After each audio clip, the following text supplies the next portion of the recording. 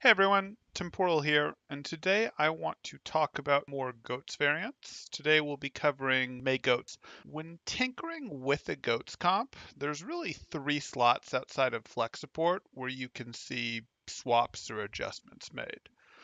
Briggs, Zarya, and Diva are those slots, with Briggs by far being the most common. As such, I'll be covering from the perspective of Briggs having been swapped.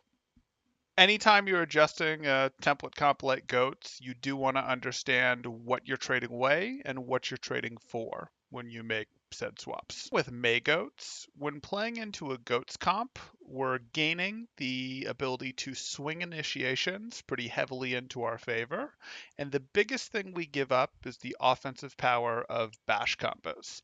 That's an acceptable trade. In the matchup versus dive, though, we're losing the third healer, the extra armor in the comp, and the on-demand bashes peel, and that's really too much of a loss when the biggest thing we gain in return is the wall that has lower value against a team that can so quickly go over or around it with their mobility.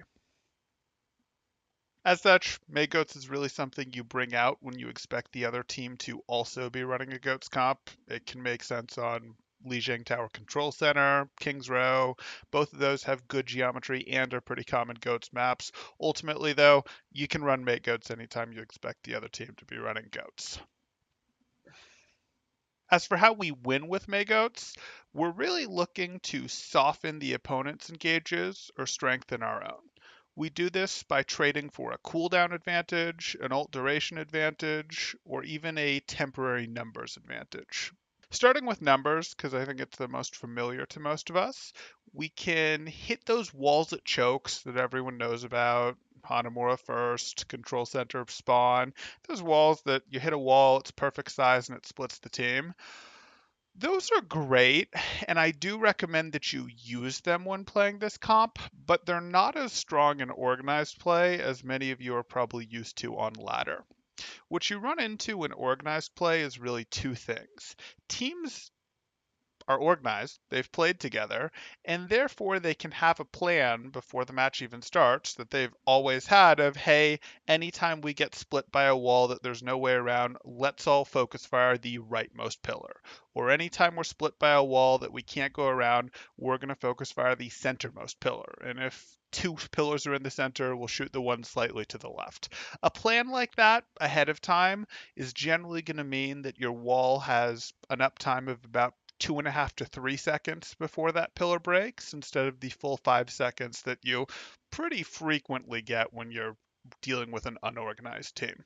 The other thing organized teams do better is they can group more tightly. Organized teams, once they get to a certain level, are not at all afraid to group more tightly. Goats generally benefits from being grouped tightly, so they group super tightly before a choke, and then just with regular speed, no amp, they run right on through that choke. That means instead of that wall that locks in two people with your six, so maybe Ryan and Briggs or Ryan and Zarya with your six to take your 6v2, you're instead probably going to get 4+ people, and they're only going to have 0 to 2 people outside. So that's still good. That split is still good. You want that split. But instead of getting the kill that you would on that split, because now you've only got 2.5 to 3 seconds and you're dealing with 4 people instead of two, you're more realistically going to expect a health lead and forcing the opponents to use their cooldown suboptimally to keep themselves alive. That's still good. You've still got an advantage from that, and you can grind that out to win the fight. But it's not quite what some of you might have expected.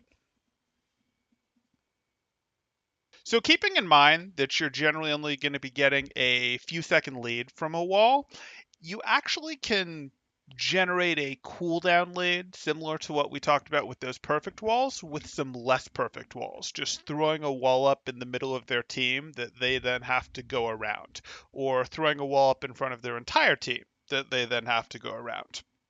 In terms of getting value off of a wall that is a partial split that a team has to go around or a full block that a team has to go around, what you're looking to do is use that wall after they've committed cooldowns. So say the opposing team bubbles their Reinhardt and pops speed amp and starts running at you. Before they've broken that front line, they've used both of those cooldowns. Great. We can throw up a Mei wall and back up with our own speed aura. Again, no boost. Now that's completely wasted their bubble and wasted some of their amp up time for their team to go around the wall. If they put nano on their Rhine, even better. That's fantastic. We get to wear away some of their nano time before they get into the brawl, and that's a nice advantage to us. If that seems like too much, oh, why would a team make such a big mistake? Why would they use two meaningful cooldowns and nano before they've broken front lines and can't get that wall that completely blocks them off? I'm going to refer you to the most recent match between XL2 and Energy. Exactly that happened on Control Center. You can do the same thing, though, to wear down other ults, even if the front line has already broken past each other. Say the front line has broken and the opposing team decides that they want a power play, and they pop Transcendence, Covalescence, Sound Barrier, any of them. Well, your Mei can respond by throwing up a wall, even an imperfect wall that they have to take a second or two to go around, and that buys you some time. You're not terribly threatened by their power play when it's down a couple people. Say they're Lucio and Moira, or they're Briggs and Zen, or whatever, are having to come around the back of that wall. You don't have to do anything about that. You're not really worried about any of your players dying until they have that 6 again. Even if they have extra health, if they're in a 3v6 or a 4v6, you're not super worried about losing someone.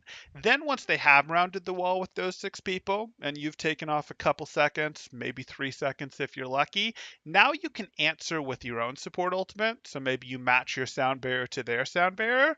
Well, that works out just great because now you had the later sound barrier, and at the other end of it, you're going to have a 3-second lead of power play time. You weren't threatened during the first portion of their support ultimate. You do get to threaten them during the last portion of your support ultimate. So that can work out nicely. Finally, a wall after your team is grabbed or shattered, that can reduce follow-up significantly, and that can either mean you save yourself a support ultimate, or it can let you pop that support ult at the very tail end of, say, a grab. That means instead of using your sound barrier or transcendence just to protect yourself during a grab, most of your sound barrier or transcendence gets to be used offensively. Only the very beginning of it was used to protect you. Shutting down a bigger bang, that's also, of course, an option. You can throw up a wall behind you if the self-destruct was thrown past the graviton, leaving your Rhine to continue to shield the front. So, nice tools. Works out pretty well for Mei GOATS. Most of this, though, was about softening the enemy engagements with Mei. Mei GOATS does actually have some pretty good plays it can make itself. For example, if a GOATS team is approaching you, or you're brawling, and you see that their Zarya has drifted even slightly behind their Rhine, a quick wall plus bubble charge, that's a free pin. And the great thing about that is Urine's not going to go too deep with that pin. Urine's not going to be off in Never Never Land. He's perfectly fine because he slammed into the wall that you put right there for him. And, they take a couple seconds to come around. You have your pin lead. That's pretty significant. Another nice one you can do, if Diva drifts slightly behind the front line, you can throw up that same wall and immediately, and I do mean immediately, throw a grab out there, and you get a grab on their front line that she isn't able to matrix. That works out great too. If you have questions, feel free to let me know. If you have a topic that you'd like me to cover next, obviously let me know that as well. Anyway, guys, Temporal out.